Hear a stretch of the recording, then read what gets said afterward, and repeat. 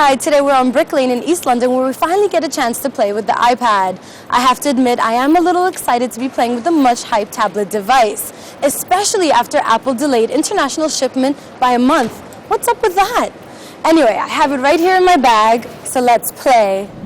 But before I fall in love with the iPad, let's first talk about its flaws. There's no camera, there's no embedded flash, and there is no multitasking, although there will be when OS 4.0 is released this June. Okay, so first impressions, it is pretty lightweight. It's 1.5 pounds, although I could definitely see it getting kind of tiresome on your wrists.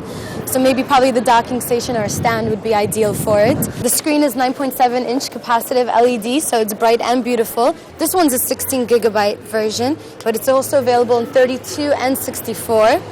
But you know all this. You've seen all the YouTube virals with every baby and their kittens playing with it, so let's just get into the apps. Download your favorite superheroes with Marvel Comics. This iPad app is intuitive to scroll, and you can read one page at a time or frame by frame, and it backs up all your comics using your Marvel.com account. Knicker Picker is an interactive lingerie dressing room app. Pick which girl you want as a model and then choose from the different style bras and knickers on the right. The models turn around and come closer. Shake the app to go back to the dressing room and start again. Next is the Elements, a periodic table that transforms scientific references into an interactive, engaging experience. This is the element Fe, which is iron. Once you make your selection, a high-res image of the element spins with information about its properties. Last is ClickView, a business intelligence iPad app. It analyzes data and highlights trends and projections in various formats like pie charts, graphs, and histograms.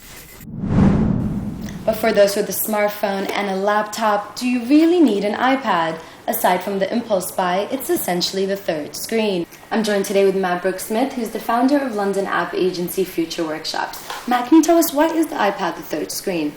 Sure. So the iPad is the third screen because it's positioned in between the phone and the laptop. The phone is traditionally used in a stress setting. A user might use it for 30 seconds to check a train time or book a table in a restaurant. The laptop is generally used for content creation over a longer period of time. The iPad is a great device for content consumption. So we could be sat in a very relaxed setting on a couch as we are now, and we could be flicking through, sharing photos or videos, or we could use any of the range of apps, the huge range of apps that's going to be available on the iPad together.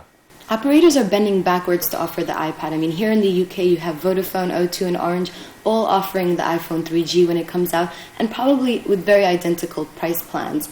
Do you feel that the real market for the iPad will maybe be Wi-Fi instead? Well, I think that once people get hold of one of these iPads and start to use it, they'll realise that it's actually the opportunity to work seamlessly will actually offer a fantastic experience. To be able to pick up your iPad and use it in the same way when you're on the train as when you're at home, I think is where this market's really going. Thank you very much, Matt. You're welcome. And for those of you at home who are thinking about getting the iPad 3G version, think long and hard whether you're actually going to use this tablet-style device on the go. And we'll be bringing you more iPad reviews as soon as Apple gets its inventory up to speed. Thanks for watching. I'm Leila Makki, and see you guys next time.